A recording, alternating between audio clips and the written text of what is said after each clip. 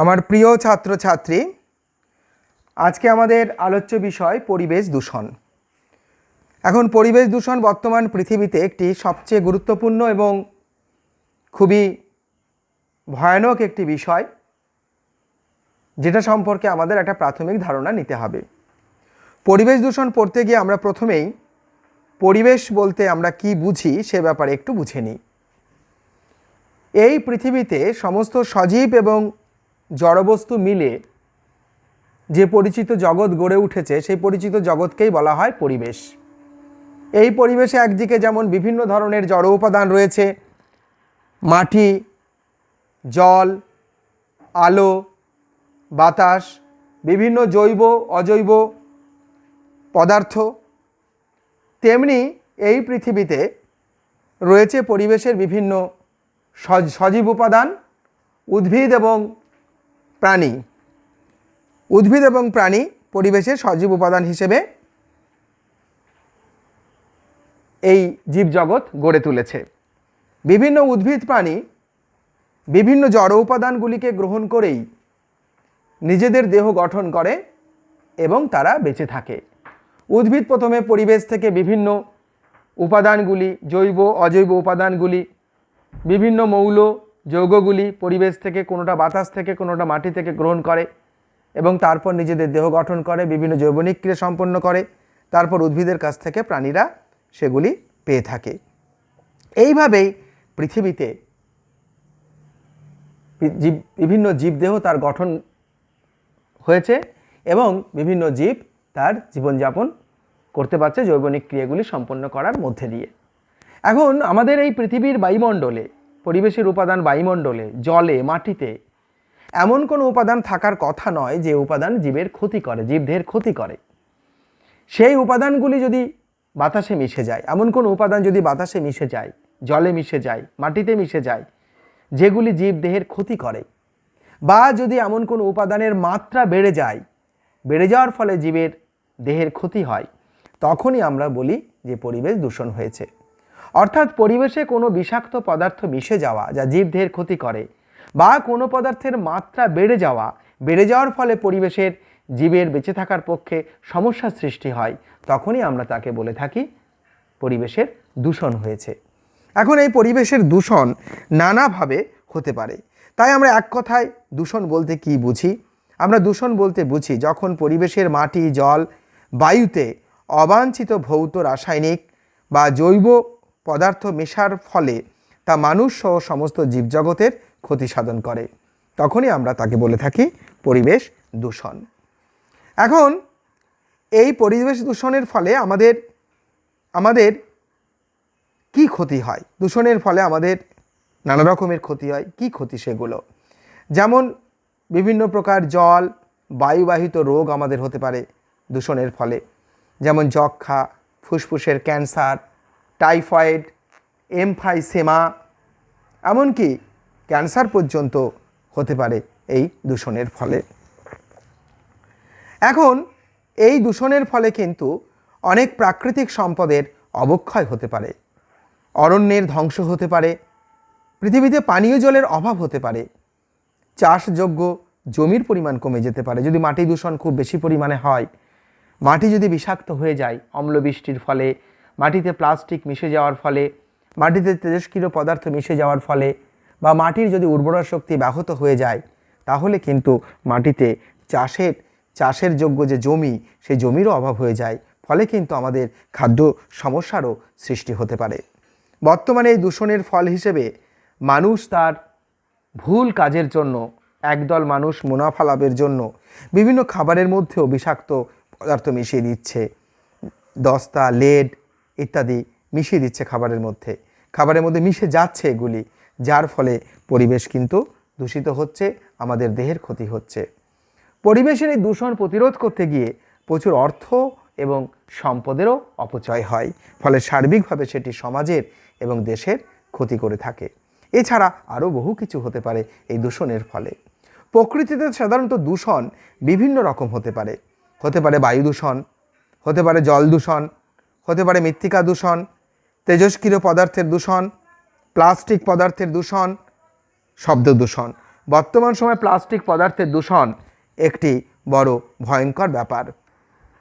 ফলে বিভিন্নভাবেই পরিবেশের এই দূষণগুলো হতে পারে। বর্তমান সময়ে প্লাস্টিক দূষণ, শব্দ দূষণ এগুলিও কিন্তু ভয়ঙ্কর বিষয়। যদিও বা আমরা আজকে আমাদের এই ক্লাসটা নেব বাতাস দূষণের উপরে নির্ভর করে। পরিবেশে বিভিন্ন পদার্থ দূষণ সৃষ্টি করতে পারে। সালফার ডাই অক্সাইড, বিভিন্ন সাসপেন্ডেড পার্টিকেল মানে বাতাসে ভেসে থাকা উপাদান, বাতাসে ধূলিকণা, বিভিন্ন গ্যাস, বিভিন্ন কলকারখানা থেকে বেরিয়ে আসা লেড, কয়লার টুকরো, কার্বনের কণা ইত্যাদি সাসপেন্ডেড পার্টিকেল হিসেবে বাতাসে ভাসমান হয়ে বায়ু দূষণ করে। সালফার ডাই অক্সাইডও বায়ু দূষণ করে। এছাড়াও বিভিন্ন পদার্থ পৃথিবীকে দূষণ করতে পারে। কোনোটা খাদ্য, কোনোটা জল, কোনোটা পানীয় জল প্রভৃতি দূষণ ঘটিয়ে থাকে। তার একটা চার্ট এখানে আমাদের দেওয়া আছে, তোমরা চার্ট থেকে সেটা সহজেই দেখে নিতে পারবে।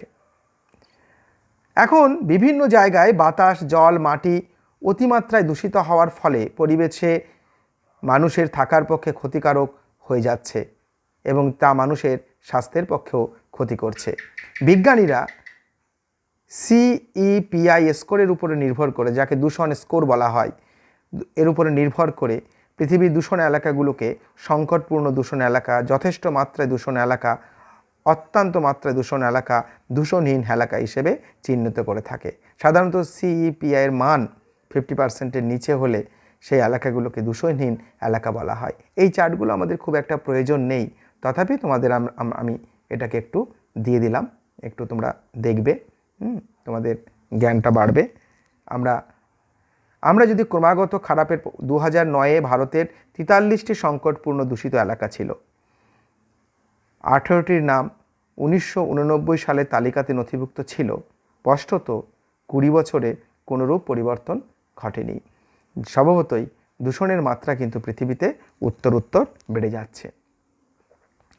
ভারতের অন্যতম 8টি CPA এলাকা যেখানে দূষণের মাত্রাটা অত্যন্ত বেশি, সেগুলোকে যদি আমরা পর্যবেক্ষণ করি তাহলে আমরা দেখতে পাবো গাজিয়াবাদ উত্তরপ্রদেশে দূষণের দিক থেকে সবচেয়ে খারাপ জায়গায় রয়েছে। এরপর ইন্দোর, তারপরে রয়েছে ঝারসুগুডা, লুধিয়ানা, পানিপথ, বল্লারাম, সিঙ্গুরবালি, ভাপি গুজরাটের এই সমস্ত এলাকাগুলি দূষণের দিক থেকে যদি আমরা এদেরকে পরপর ভারতে আমরা যদি ক্রিটিক্যালি পলিউটেড এলাকা হিসেবে চিহ্নিত করি তাহলে এই এলাকাগুলোকে আমরা বলতে পারি। এটা মোটামুটি অ্যাভারেজ একটা মান PM মাত্রার উপরে নির্ভর করে 2018 সালে যেটা বেরিয়েছিল, কোন এলাকার দূষণ মাত্রাটা কত তার একটা চার্ট। এগুলো আমাদের মুখস্থ করার প্রয়োজন নেই। আমাদের top 10 polluted site in India, আমাদের দেশের প্রথম 10টা দূষিত এলাকা, যেটা আমরা এই চার্টে দেখতে পাচ্ছি। এখন আমরা একটু দেখে নিই এই বাতাস দূষণ মূলত কিভাবে হয়, যে বিষয়টা নিয়ে আজকে আমাদের মূল পড়ার বিষয় বায়ু দূষণ। সেই বায়ু দূষণ কীভাবে হয়। বিভিন্ন কারখানা থেকে নির্গত ধোঁয়া বায়ু দূষণের অন্যতম কারণ। এর মধ্যে পেট্রোপণ্য শোধনাগার থেকে সবচেয়ে বেশি বায়ু দূষণ গ্যাসগুলো নির্গত হয়। এই সব জায়গা থেকে মূলত sulphur dioxide, SO2, NO2, nitrogen dioxide এই সমস্ত গ্যাস নির্গত হয় এবং সেগুলি ভীষণভাবে বাতাসকে দূষিত করে তোলে। তাপবিদ্যুৎ কেন্দ্র থেকে নির্গত ধোঁয়া বায়ু দূষণেরও একটি অন্যতম উৎস। এই ধোঁয়ায় মূলত ছাই, সালফার ডাই অক্সাইড, হাইড্রোকার্বন এবং অন্যান্য গ্যাস থাকে, যা বাতাসকে ভীষণভাবে দূষিত করে তোলে। যানবাহনের ধোঁয়াও বায়ু দূষণের একটি অন্যতম গুরুত্বপূর্ণ খারাপ উপাদান। যানবাহন থেকে নির্গত ধোঁয়া, বিভিন্ন ধরনের গাড়ি যেগুলি পেট্রোল ডিজেলে চলে, তার ধোঁয়া বিভিন্ন বিষাক্ত পদার্থকে বাতাসে মিশিয়ে দেয়। আমরা যদি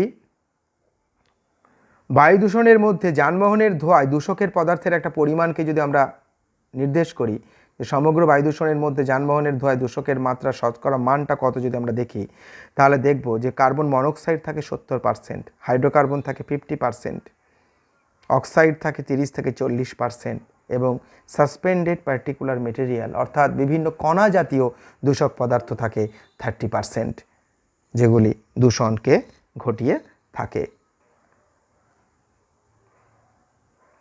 এখানে আমরা একটা চার্টে যে জিনিসটা আমরা দেখতে পাচ্ছি যে বিভিন্ন উৎস থেকে যে সমস্ত দূষক বায়ুতে মিশে বাতাসকে দূষিত করছে সেগুলি কি, যেমন কার্বন ডাইঅক্সাইড, কার্বন মনোক্সাইড জীবাশ্ম জ্বালানি দহন যানবাহনের ধোঁয়া থেকে মূলত নির্গত হয়। এটা প্রধান উৎসগুলোকে দেওয়া আছে। Sulphur dioxide, hydrogen sulphur dioxide, sulphuric acid, H2S hydrogen sulphide জীবাশ্ম জ্বালানির পোড়ানোর ফলে অর্থাৎ কয়লা, তারপরে বিভিন্ন ধরনের জ্বালানি পেট্রোল ইত্যাদি পোড়ানোর ফলে কারখানার ধোঁয়া থেকে তাপবিদ্যুৎ কেন্দ্র থেকে নির্গত হয়। NO, NO2, NH3 hydrocarbon, benzene, বেঞ্জোপাইরিন ইত্যাদি কারখানার ধোঁয়া যানবাহনের ধোঁয়া থেকে নির্গত হয়। ওজোন, বায়ু দূষণের ফলে বাতাসে ওজোন গ্যাসের পরিমাণ বৃদ্ধি পায়। ফ্লুরোকার্বন কারখানার ধোঁয়া কীটনাশক থেকে বাতাসে মিশে যায়। সীসা, nickel, arsenic, tin, titanium, cadmium ইত্যাদি কারখানার ধোঁয়া, যানবাহনের ধোঁয়া, ধাতু নিষ্কাশন পদ্ধতি থেকে এগুলি বাতাসে মিশে যায়। এছাড়া প্যান, যেটি বায়ু দূষণের একটি ভয়ঙ্কর বিষাক্ত পদার্থ, প্যান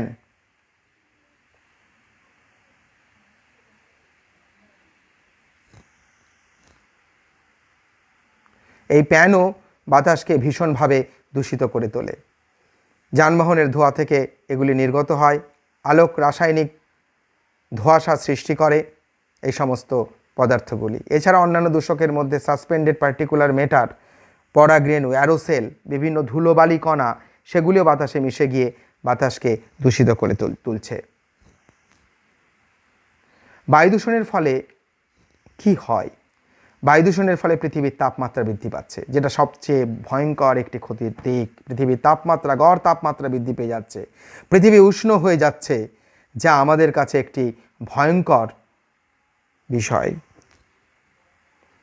বায়ু দূষণের ফলে গ্রিন হাউস এফেক্ট হচ্ছে। গ্রিন হাউস এফেক্টটা কীভাবে হচ্ছে? বায়ু দূষণের ফলে গ্রিন হাউস এফেক্টটা কীভাবে হচ্ছে? বায়ু দূষণের ফলে সূর্য থেকে আসা আলোকরশ্মি পৃথিবী চারিদিকে থাকা গ্রিন হাউস গ্যাসগুলির যে বেল্ট, সেই বেল্টকে ভেদ করে পৃথিবীতে প্রবেশ করছে।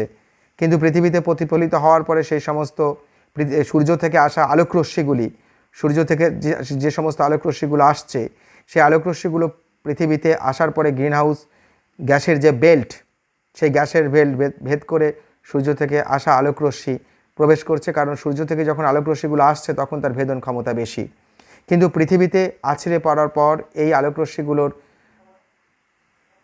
তরঙ্গ দৈর্ঘ্য বৃদ্ধি পাওয়ার জন্য তার ভেদন ক্ষমতা যায় কমে। ফলে সেগুলি গ্রিন হাউস গ্যাসের বেল্টে বাধা পেয়ে আবার পৃথিবীর মধ্যেই থেকে যায়, ফলে পৃথিবীর উত্তাপ বেড়ে যায়। এইভাবে সূর্য থেকে আসা আলোকরশ্মিগুলি পৃথিবীর গ্রিন হাউস বেল্টে বাধা পেয়ে পৃথিবীর উষ্ণতাকে ক্রমাগত বাড়িয়ে দিচ্ছে। ফলে পৃথিবীর বিভিন্ন গ্রিন হাউস গ্যাস যেমন methane, carbon dioxide, nitrous oxide, CFC এগুলি যত পৃথিবীতে মানুষের বিভিন্ন কাজের জন্য বৃদ্ধি পাবে, তত পৃথিবীর উষ্ণতা বৃদ্ধি পেতে থাকবে এবং এটি আমাদের পৃথিবীর কাছে একটি ভয়ঙ্কর বিপদের ইঙ্গিত তৈরি করেছে। এর ফলে পৃথিবীর উত্তাপ বৃদ্ধি পাচ্ছে। আর এই গ্রিনহাউস গ্যাসের বেল্টের জন্য পৃথিবীতে সূর্যের আলোকরশ্মি আটকা থেকে তাপমাত্রা বৃদ্ধির জন্য গ্রিনহাউস গ্যাস সূর্যের আলোক রশ্মির তাপ শক্তিকে শোষণ করে রাখার ফলে এই যে তাপমাত্রা বৃদ্ধি পেয়ে যাচ্ছে, পৃথিবীর গড় তাপমাত্রা বৃদ্ধি পেয়ে যাচ্ছে, এই ঘটনাকেই বলা হচ্ছে গ্রিনহাউস এফেক্ট। এর ফলেই পৃথিবীতে গ্রিনহাউস এফেক্ট হচ্ছে, প্রভাব হচ্ছে, যা জীবজগতের কাছে একটি ভয়ঙ্কর বিপদের দিন ডেকে আনছে। দূষিত বাতাস গ্রহণের ফলে মানুষের নানা প্রকার রোগও হতে পারে। মানুষের মাথা ব্যথা হতে পারে, স্থায়ী মাথা ব্যথা হতে পারে, অ্যাংজাইটি হতে পারে, নাক, গলা, চোখে জ্বালা হতে পারে, কাশি হতে পারে, শ্বাসকষ্ট হতে পারে, নিউমোনিয়া, ব্রঙ্কাইটিস হতে পারে, ত্বকে জ্বালা হতে পারে। এগুলি স্বল্পস্থায়ী অসুখ। দীর্ঘস্থায়ী অসুখ হতে পারে অ্যাংজাইটি, হৃদরোগ, অ্যাজমা, ফুসফুসের ক্যান্সার, যকৃৎ ক্রিয়ার ক্ষতিসাধন, ফুসফুসে এমফাইসেমা, প্রজননিক সমস্যা এগুলিরও সৃষ্টি হতে পারে। যারা সবচেয়ে বেশি ক্ষতিগ্রস্ত হবে এই সমস্ত বায়ু দূষণের ফলে? ফুসফুস, হৃদরোগী, ডায়াবেটিক রোগী, বয়স্ক মানুষ, ছোট বাচ্চা, গর্ভবতী মহিলা, বাইরে কর্মরত মানুষ, এরা বেশি ক্ষতিগ্রস্ত হবে। এর প্রতিকার কি? নিজের এলাকার বায়ুর গুণগত মান ঠিক রাখতে হবে, মুখে মাস্ক ব্যবহার করতে হবে, ধুলোবালি যেখানে থাকবে বেশি সেখানে, ঘরের দরজা জানলা যতটা সম্ভব বন্ধ রাখতে হবে, যানবাহন পূর্ণ রাস্তা এড়িয়ে চলাফেরা করতে হবে। আর এখন তো কোভিড ভাইরাস এসে পড়েছে, যার ফলে কোভিড ভাইরাসের সংক্রমণের হাত থেকেও বাঁচবার জন্য সর্বদা দূরত্ব মেনটেন করতে হবে, মুখে মাস্ক পরতে হবে, যখন তখন নাক মুখে হাত দেওয়া যাবে না। মানুষের ক্ষেত্রে একটি ভয়ঙ্কর তথ্য, বায়ু দূষণের জন্য প্রতি বছর বিশ্বে প্রায় ৮০ লক্ষ মানুষ মারা যাচ্ছে বিভিন্ন রোগে আক্রান্ত হয়ে। বায়ু দূষণ একটা নীরব ঘাতক। বিশ্ব স্বাস্থ্য সংস্থা হুয়ের মতে বিশ্বব্যাপী এর ফলে মৃত্যু ঘটছে বহু মানুষের। বায়ু দূষণের ফলে 29% ফুসফুস ক্যান্সার হয়ে মানুষের মৃত্যু ঘটছে। বায়ু দূষণের জন্য 24% স্ট্রোক বৃদ্ধি পাচ্ছে, 25% হৃদরোগ বেড়ে যাচ্ছে, ফুসফুসের রোগ মৃত্যুর কারণ বেড়ে যাচ্ছে 43%। বায়ু দূষণের ফলে বিপন্ন হচ্ছে আমাদের সার্বিক বাস্তুতন্ত্র, জীবের বেঁচে থাকার মাধ্যম। এই বায়ু দূষণের ফলে হচ্ছে অম্লবৃষ্টি, বিভিন্ন কারখানা থেকে নির্গত sulphur dioxide, nitrogen dioxide, carbon dioxide gas বাতাসে মিশে যাচ্ছে। এর মধ্যে কার্বন ডাইঅক্সাইড গ্যাস অপেক্ষাকৃত কম অম্লবৃষ্টি সৃষ্টি করে, কারণ এটি জলের সঙ্গে মিশে গিয়ে একটি মৃদু অ্যাসিড কার্বনিক অ্যাসিড সৃষ্টি করে। কিন্তু সালফার ডাইঅক্সাইড, নাইট্রোজেন ডাইঅক্সাইড এগুলি বৃষ্টি জলের সাথে মিশে তীব্র acid, nitric acid, nitrous acid, sulphuric acid, sulphurous acid সৃষ্টি করে। এই সমস্ত কারখানা থেকে অতিরিক্ত যদি সালফার ডাইঅক্সাইড, নাইট্রোজেন ডাইঅক্সাইড বাতাসে মেশে বৃষ্টির জলের সাথে, সেগুলি মাটিতে ফিরে আসে অ্যাসিড বৃষ্টি হিসেবে। মাটির সাধারণত বৃষ্টির জলের পিএইচ মাত্রা থাকার কথা 5.6, কিন্তু এই পিএইচ লেভেল যদি 5.6-এর নিচে নেমে যায় তখনই তাকে বলি আমরা অম্লবৃষ্টি। সাধারণত বৃষ্টির জল সামান্য আম্লিক থাকে, কিন্তু যখন এটা 5.6 পিএইচের চেয়ে এর মাত্রাটা নেমে যায় তখন আমরা বলি অম্লবৃষ্টি। এবং এই অম্লবৃষ্টি বা অ্যাসিড বৃষ্টির ফলে তখন জীবজগতের ভয়ঙ্কর ক্ষতি হতে থাকে। এই অম্লবৃষ্টির ফলে সরাসরি উদ্ভিদ প্রাণীর গায়ে যখন এই অ্যাসিড বৃষ্টি পড়ে তখন অ্যাসিডের প্রভাবে আমাদের দেহের ভয়ঙ্কর ক্ষতি হয়ে যায়। এই অম্লবৃষ্টির ফলে বিভিন্ন মাটির পিএইচ মাত্রা পরিবর্তন হয়ে যায়, ফলে মাটিতে উৎপন্ন ফসল হয় না, উদ্ভিদ বেঁচে থাকতে পারে না, ফসলের উৎপাদন কমে যায়, মাটির উর্বরা শক্তি কমে যায়, ক্যালসিয়াম ম্যাগনেসিয়ামের অভাব ঘটে মাটিতে, এমনকি জলাশয়েরও দূষণ ঘটে এবং জলেও বিভিন্ন উদ্ভিদ প্রাণীর মৃত্যু ঘটে, যেহেতু সেখানকার জল অ্যাসিডিক হয়ে যায়। এছাড়া মার্বেল, চুনাপাথর নির্মিত যে সমস্ত স্মৃতিসৌধগুলো রয়েছে সেগুলি যেহেতু ক্যালসিয়াম কার্বনেট দিয়ে তৈরি হয়, সেগুলি যেহেতু পাথর দিয়ে তৈরি হয়, সেই পাথরের সাথে ক্যালসিয়াম কার্বনেটের সাথে অ্যাসিডের বিক্রিয়া ঘটার ফলে এই সমস্ত স্থাপত্যের গায়ের পাথরের গায়ে ক্ষত সৃষ্টি হয়ে যায়, যাকে বলা হয় স্টোন ক্যান্সার। এবং এইভাবেই তাজমহল, ভিক্টোরিয়া প্রভৃতি গুরুত্বপূর্ণ সৌধগুলি আস্তে আস্তে নষ্ট হয়ে যাচ্ছে এই দূষণের ফলে। এই দূষণের ফলে তো বিভিন্ন ধরনের ফুসফুসের রোগ হয়, আমরা আগেই বলেছি।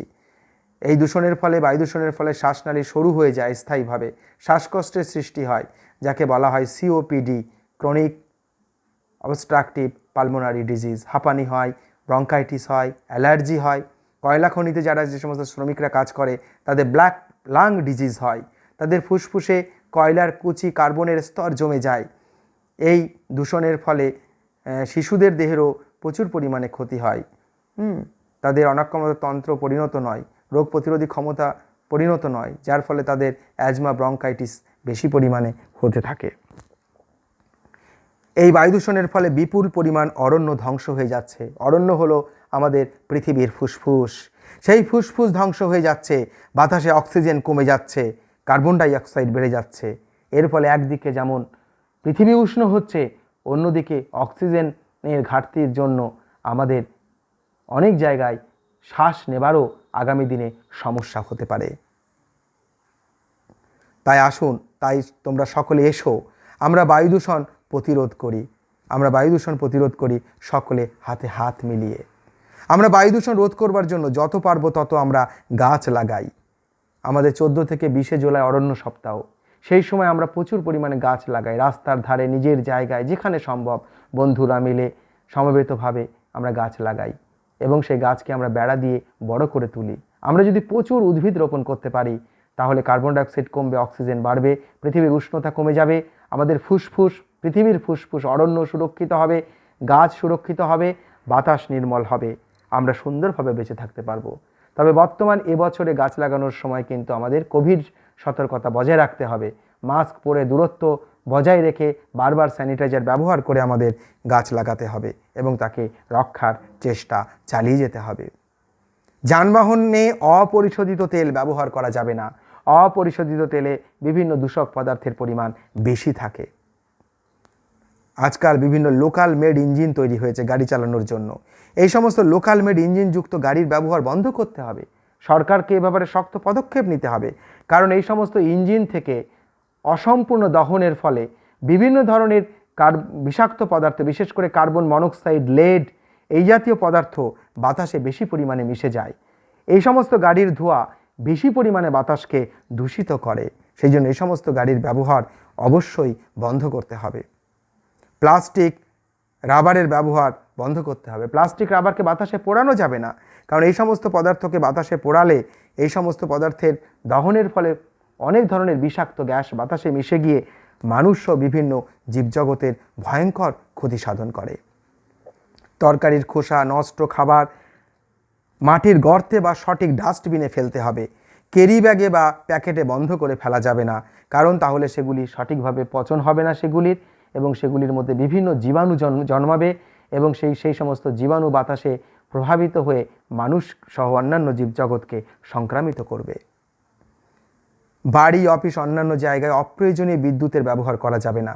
বিদ্যুৎ বেশি ব্যবহার করলে তাপবিদ্যুৎ কেন্দ্রে বেশি কয়লার দহন হবে, ফলে দূষণের মাত্রা ততই বৃদ্ধি পাবে। তাই বিদ্যুতের অপচয় আমাদের সকলকে রোধ করতে হবে। আমরা অনেক সময় দেখি রাস্তার ল্যাম্পপোস্ট দিনের বেলায় জ্বলে, অনেক সময় আমরা ঘরে অপ্রয়োজনে আলো জ্বালি, অনেক সময় ঘরে কেউ থাকে না, আলো জ্বলে, ফ্যান চলে। এগুলি আমাদের বন্ধ করতে হবে। আমাদের সমবেতভাবে এই দূষণের বিরুদ্ধে আমাদের প্রতিরোধ গড়ে তুলতে হবে। প্রশাসনের কাছে আমাদের প্রয়োজনে সমবেতভাবে ডেপুটেশন দিতে হবে। প্রশাসনকে ব্যাপারে অকিবহল করতে হবে, বাধ্য করতে হবে, যাতে দূষণকারী যে সমস্ত কার্যকলাপ চলছে পরিবেশে সেগুলি যেন অচিরেই বন্ধ করা হয়। আমাদের রাষ্ট্রীয় এবং আন্তর্জাতিক পলিউশন অ্যাক্ট যেগুলি রয়েছে সেগুলিকে সঠিকভাবে এবং সম্পূর্ণভাবে সেগুলিকে কার্যকর করতে হবে। আইনগুলিকে কার্যকর করতে পারলে কিন্তু আমরা দূষণকে প্রতিরোধ করতে পারব। বৃক্ষরোপণ বাড়াতে হবে, বৃক্ষছেদনের পরিমাণ কমাতে হবে। যত লাগাবো গাছ আর যত কম কাটবো গাছ, ততই হবে পৃথিবী নির্মল, ততই দূষণ প্রতিরোধ হবে। আমাদের বিভিন্ন কলকারখানা, গাড়ির ধোঁয়া নিয়মিত পরীক্ষা করাতে হবে, যাতে সে সমস্ত ধোঁয়ার সঙ্গে বিষাক্ত পদার্থ বাতাসে না মিশতে পারে। সড়ক নির্মাণ করতে গিয়ে, নগর তৈরি করতে গিয়ে বৃক্ষ ছেদন করা যাবে না, বরং বৃক্ষকে বাঁচিয়ে রেখে আমাদের সড়ক তৈরি করতে হবে। বৃক্ষকে বাঁচিয়ে রেখেই আমাদের নগর তৈরি করতে হবে। জলাভূমি ভরাট করা যাবে না। ভরাট করা জলাভূমিকে আগের জায়গায় ফিরিয়ে আনতে হবে। জলাভূমি ভরাটের সাথে যদিও বা বায়ু দূষণের সম্পর্ক সরাসরি নেই, কিন্তু পরোক্ষভাবে সে যোগ রয়েছে। তাই এসো আমরা সবাই মিলে দূষণের বিরুদ্ধে রুখে দাঁড়াই। শুধুমাত্র বই পড়লে চলবে না, পরীক্ষায় নম্বর পাওয়ার জন্য বিজ্ঞান পড়লে চলবে না, পরিবেশকে রক্ষা করার জন্যই এসব জানতে হবে এবং সকলে মিলে গড়ে তুলতে হবে নির্মল মুক্ত এক পৃথিবী। তোমাদের সকলকে ধন্যবাদ। আমাদের আজকের ক্লাস এই পর্যন্তই থাকলো। সকলে বায়ু দূষণ পর্যন্ত ভালোভাবে পড়বে। আমাদের পরবর্তী ক্লাস হবে জল দূষণের উপরে।